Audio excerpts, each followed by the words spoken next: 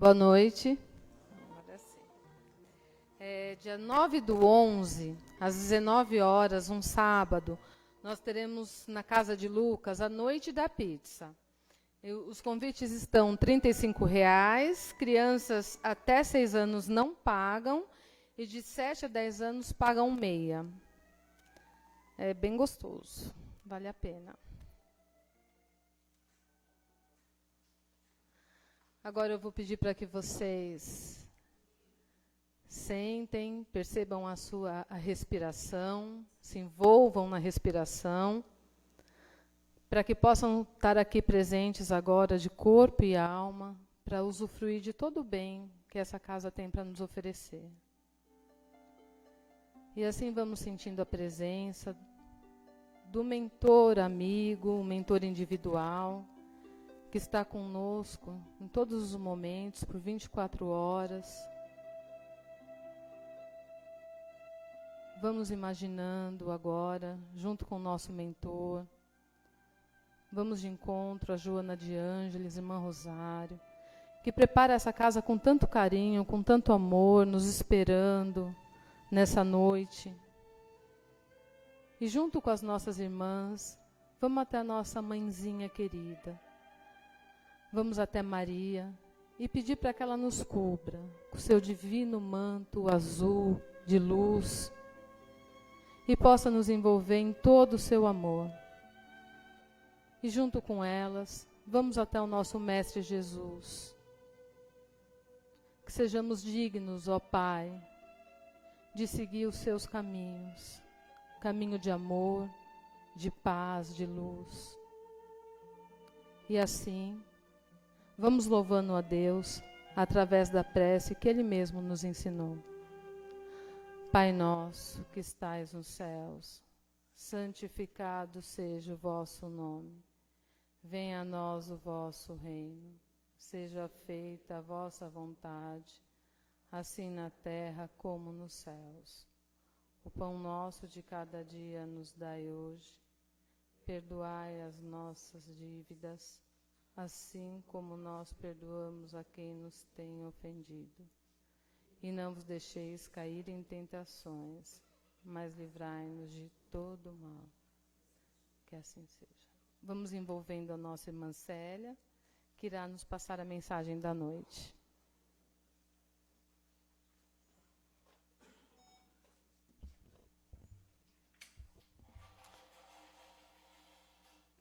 Amigos, boa noite.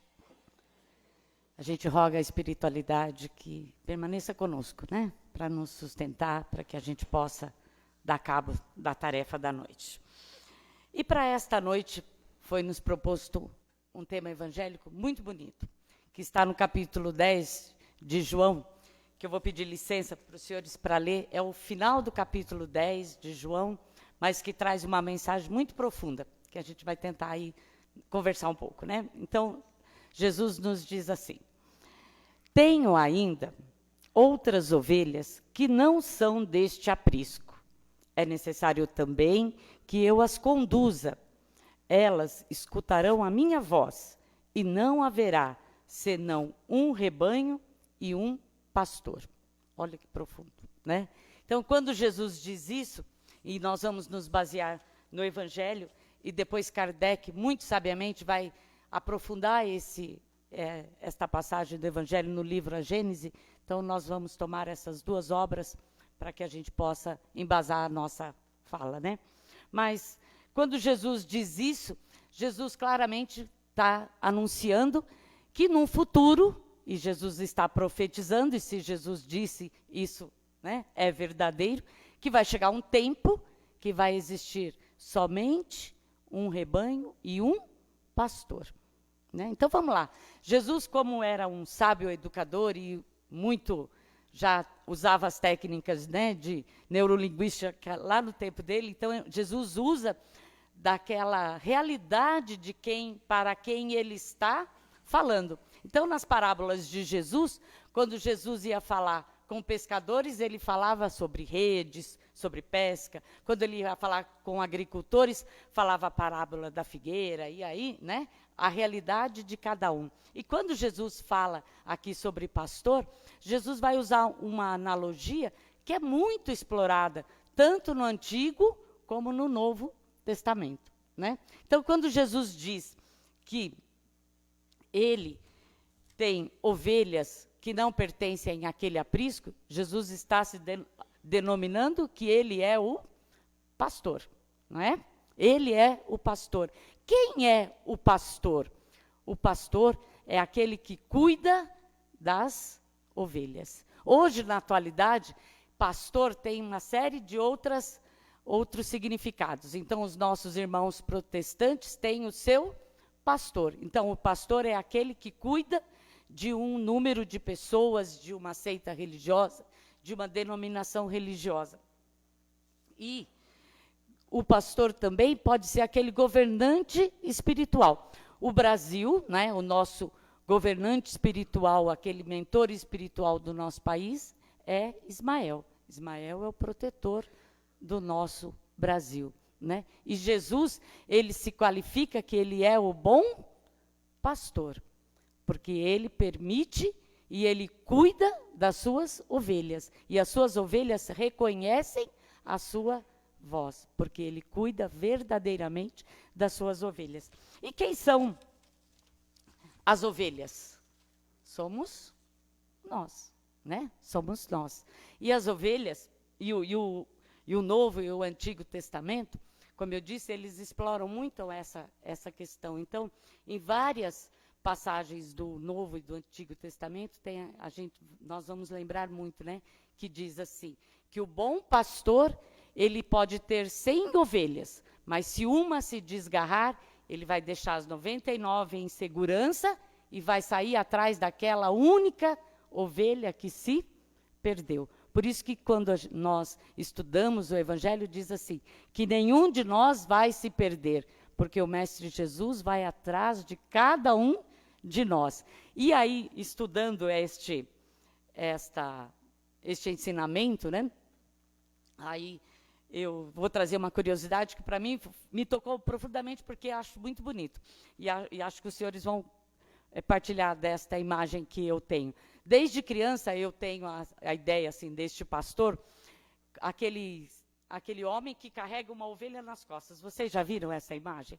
Quando ele vai buscar uma ovelha, ele traz a ovelha nos ombros, né? Então, aquilo para mim, desde menininha, eu achava assim, nossa, ele cuida muito mesmo das ovelhas, porque além de ela ser fujona, ainda ele traz ela com todo carinho. Realmente, o bom pastor traz a sua ovelha com todo carinho, mas aí tem um detalhe. Sabe por que ele traz nos ombros? Porque ele também é disciplinador. Ele dá um toque no tendão da perninha dela, para ela sentir uma dor e nunca mais fugir. Por isso que ele traz ela nos ombros, porque ela não é mais capaz de andar, porque ele aplica um corretivo na ovelhinha fujona. Então, quando nós estamos fujões, né, estamos no mau caminho, e nós temos que voltar ao bom caminho, o Pai nos aplica uma reprimenda, né, que é para nos educar, nos disciplinar. Mas vamos lá, isso é só uma curiosidade. E quando, na questão do pastor ainda, no Velho Testamento, a gente não ouve dizer assim, né? E tem aquela passagem bonita. O Senhor é meu pastor e não me faltará. Não é, e esta é uma tradução, e aqui eu vou aproveitar também para fazer um parênteses, nós sempre ouvimos aquela tradução. O Senhor é meu pastor e nada me faltará. Aí do Haroldo Dutra, que é um grande estudioso da doutrina, esses dias ouvindo o Haroldo Dutra, ele disse assim, que a tradução correta desse verbete não é nada me faltará, é não me faltará. O Senhor não me faltará. Por que nós traduzimos como nada me faltará? Porque ainda nós somos muito materialistas. Nós queremos que Deus nos provenha das coisas materiais, que não nos falte nada. Mas a tradução correta é, o Senhor não vai me faltar. Não vai me faltar nos momentos que eu necessitar da presença dEle, da orientação, do Pai. Então, isso é muito profundo, né? Mas, fazendo essas colocações e esta interpretação do texto bíblico, né, que é muito bonito por si só, já é muito bonito, porque aquele bom pastor não permite que as suas ovelhas que se percam, e ele vai conduzi-las a um aprisco, que é um lugar onde elas ficarão protegidas. Então, Jesus se qualificando de bom pastor, nós estamos em boas mãos, né? Mas quando Jesus coloca esta interpretação do texto bíblico, ele quer dizer que num momento, num determinado tempo, haverá uma só denominação religiosa, né? Uma só vertente religiosa e um único pastor. E aí Kardec, muito sabiamente, no livro A Gênese, quando vai explicar esta passagem, ele faz uma colocação assim, que se nós formos analisar isso, nós vamos ver que é muito difícil que neste mundo, com tantas diversidades religiosas, que seja possível que exista somente um pastor e somente uma doutrina, né? Que isso é muito difícil. Por quê? Todas as religiões, todas as crenças, elas querem para si a única verdade. Eu concordo, desde que a minha verdade seja a que prevaleça, né? Todo mundo quer, como diz o ditado, quer puxar a brasa para a sua sardinha. Eu concordo, desde que a minha seja a verdadeira, né? Será que Jesus está querendo dizer isso para nós? Né? Será que isso é o que o mestre está colocando aí? De forma alguma, né? Quando Jesus coloca esta grande verdade, Jesus quer dizer que isso será possível, e Kardec muito corretamente vai dizer, que se nós fizermos uma analogia, hoje em dia, as nações do mundo já estão se irmanando, não é verdade? Já existem acordos, e isso Kardec escrevia lá no século passado e agora, na atualidade, muito mais. Se nós formos ver, os países, já existem as organizações que se unem para os tratados comerciais, não é verdade? As organizações lá do Tratado do Atlântico Norte, da Europa, do Mercado Comum Europeu. Por quê? As nações sabem que elas precisam se unir para poder se fortalecer. E aí Kardec diz que isso também vai acontecer com as doutrinas religiosas, quando elas entenderem que existe apenas um Deus único. Porque as religiões, meus irmãos, muito tem de divino, mas muito tem também da questão humana dentro das religiões. E aí, dentro da questão humana, começam-se os dogmas, começam, né, aquelas características que são pertencentes unicamente àquela doutrina religiosa. Então, quando as religiões entenderem que elas precisam se unir para que possam acreditar e se unirem num Deus único, num único conceito, então todas aquelas questões que são dogmáticas, elas cairão por terra. E aí, a Kardec coloca que, neste pormenor, a doutrina espírita tem muito a colaborar com esta questão. Por quê? A nossa doutrina, quais são os pilares da nossa doutrina? É ciência, filosofia e religião. Então, se nós temos esses três pilares da doutrina espírita, nós podemos auxiliar as outras denominações religiosas com os conceitos que nós já temos. Por quê? Se Moisés foi a primeira revelação da doutrina que trouxe todo aquele cabedal de disciplina para aquele povo que precisava naquele momento de todos aqueles ensinamentos. Tendo Moisés, e Moisés também era um grande pastor, né?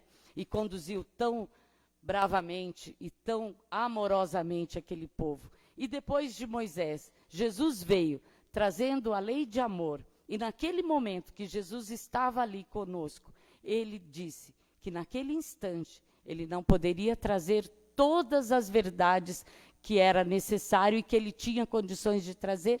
Por quê? Porque naquele instante, naquele momento da humanidade, a humanidade não estava preparada para absorver todos aqueles ensinos que Jesus tinha. E que no momento correto, no momento propício, quando nós já estivéssemos preparados, ele ia nos enviar o Consolador, que iria esclarecer tudo aquilo que naquele momento nós não tínhamos condições de dar conta. E com o advento da doutrina espírita, tudo aquilo que estava sobre o véu do dogmatismo, dos milagres, daquilo que nós tínhamos que, aceitar como uma verdade sem muito questionamento, então o Espírito Verdade vem e nos traz tudo isso às claras. Então, os milagres de Jesus, a criação do mundo, Então, a doutrina espírita tem muito a colaborar com esta questão de unificação das doutrinas. Por quê? Os irmãos que talvez estejam chegando para a doutrina agora, talvez ainda não tenham, não tenham tido oportunidade de conhecer com mais profundidade. Mas nós temos outros 5 requisitos da doutrina que são muito importantes e que embasam a nossa doutrina, que é, primeiro, a existência de Deus único.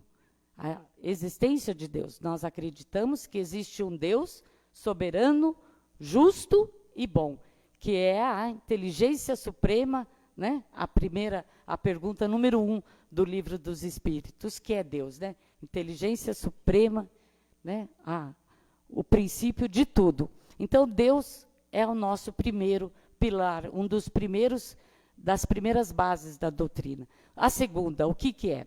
A comunicação com os espíritos, a possibilidade da comunicação com o mundo espiritual. E isso, meus irmãos, não é invenção da doutrina espírita, porque lá no tempo de Moisés, Moisés proibiu a comunicação com os espíritos, não é isso que está lá no Velho Testamento? Então, se Moisés proibiu, é porque isso era possível, senão não precisava ser proibido, não é mesmo? Então, e por que Moisés, naquele momento, para aquele povo, ele disse que não era bom que se fizesse essa comunicação?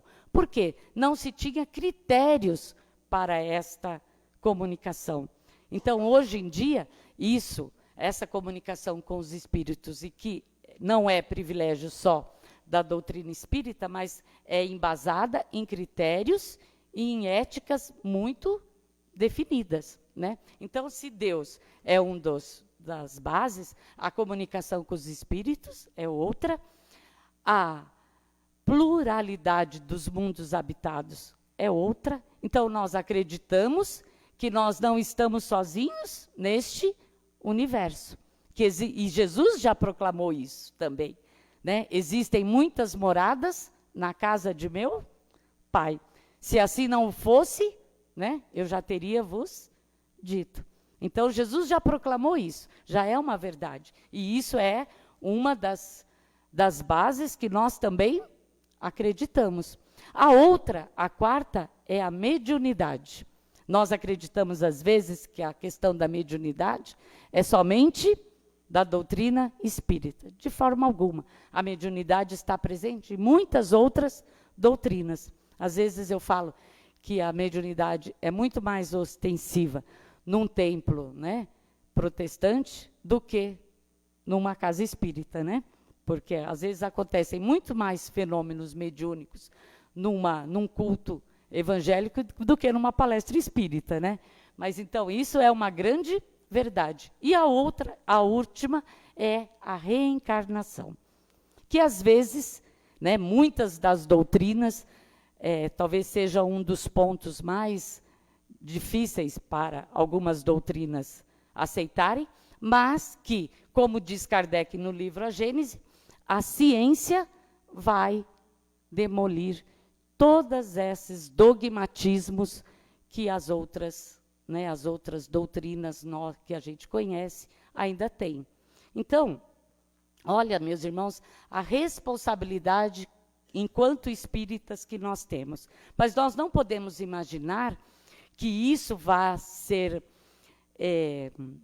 nós não podemos praticar e querer que a nossa doutrina, fazer aí um proselitismo, que todo mundo vai virar espírita. De forma alguma, né? Chico já fez esta pergunta a Emmanuel, né? Um dia Chico questionou Emmanuel, o seu guia espiritual. Emmanuel, o espiritismo vai ser a religião do futuro?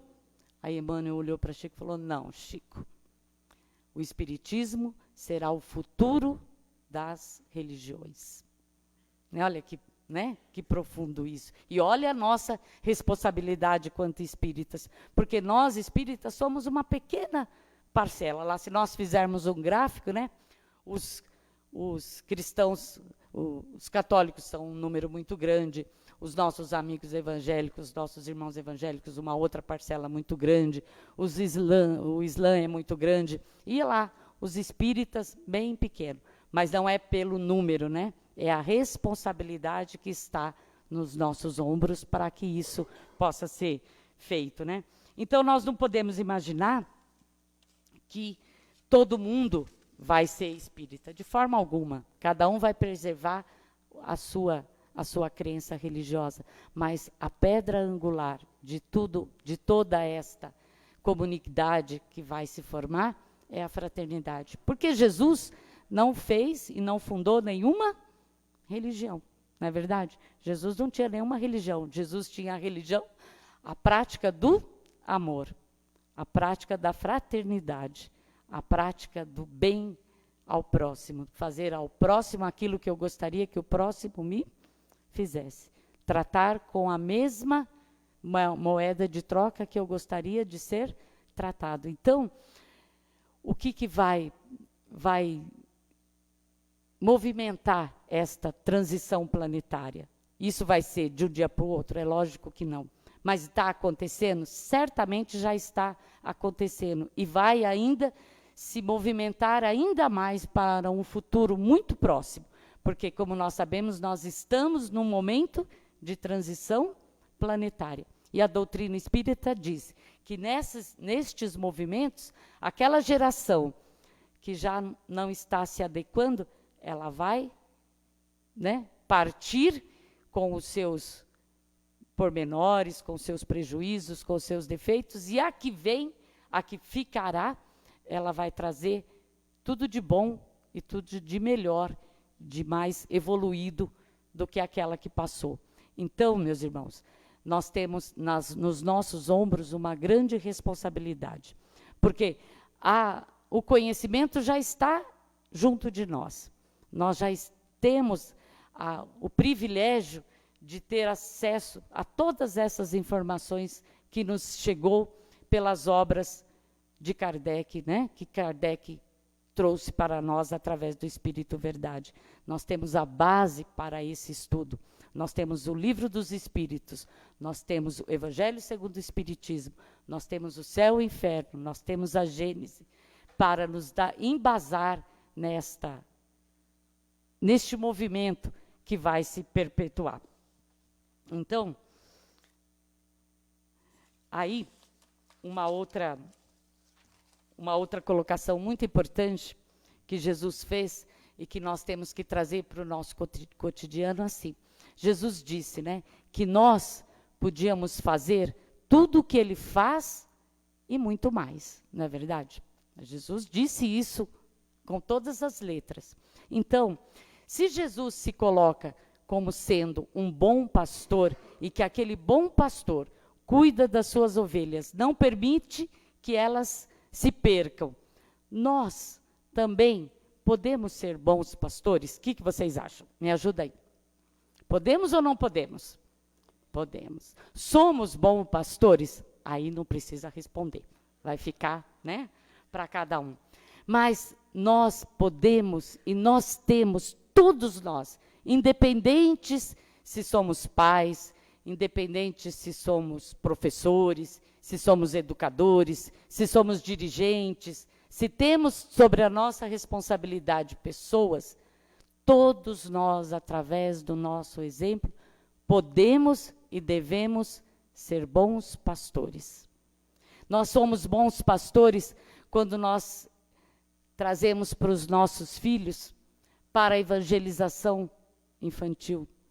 Nós somos bons pastores quando nós, lá na nossa profissão de professores, de educadores, nós conseguimos acolher aquelas crianças, aqueles jovens, aqueles adultos que estão sobre a nossa guarda. Nós somos bons pastores quando dentro do nosso círculo familiar, que é onde nós temos as nossas maiores provas, nós temos tempo e ombro amigo para escutar aquele familiar, para encaminhar, para auxiliar, para dar um bom conselho, né? Então, nós somos bons pastores a todos os momentos da nossa vida. Então, Jesus nos chama à responsabilidade, como espíritas, como cristãos, como pais, nas mais diferentes ocupações que nós podemos ter, nós podemos nos espelhar no Mestre Jesus e sermos bons pastores, conduzirmos a bons apriscos, as ovelhas que estão sobre a nossa responsabilidade, né? Então, eu queria deixar uma mensagem assim, né? Que somos ovelhas deste Pai. Que então possamos abrir os nossos corações e ouvir mesmo o que este bom pastor tem para nos dar, para nos oferecer, para nos guiar. E que quando Jesus fala que ele o fala com as suas ovelhas e elas o reconhecem, olha que coisa bonita, né? Então, que a gente possa ser muito íntimo desse mestre de amor que trouxe um evangelho de luz para nós e que possamos verdadeiramente, quando nos chamarem, quando nós chamarmos por este pastor, conseguirmos ouvir o que ele tem para nos dizer. E nos entregar verdadeiramente, porque quando nos entregamos à doutrina do Mestre Jesus, ele nos conduz a um bom aprisco. Estando lá neste bom aprisco, possamos também chamar as outras ovelhas, que às vezes ainda estão desgarradas, que ainda não tiveram oportunidade de conhecer, trazer, para que conheçam este mestre de amor. E nós só vamos poder trazer quando nós soubermos exemplificar os ensinos de Jesus.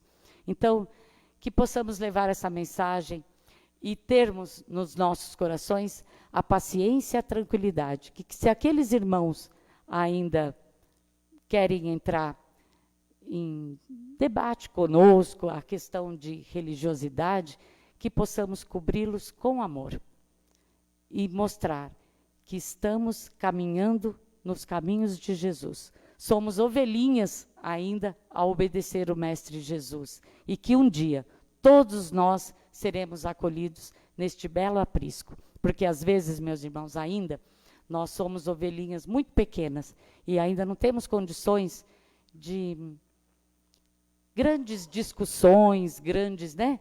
Mas essas discussões são infrutíferas.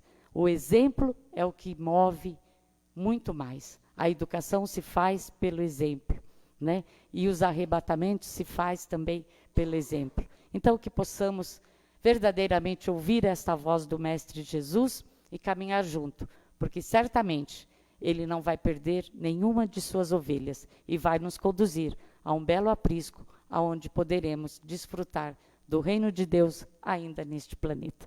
Muito obrigada a todos, obrigado pela paciência em me ouvirem. Deus abençoe.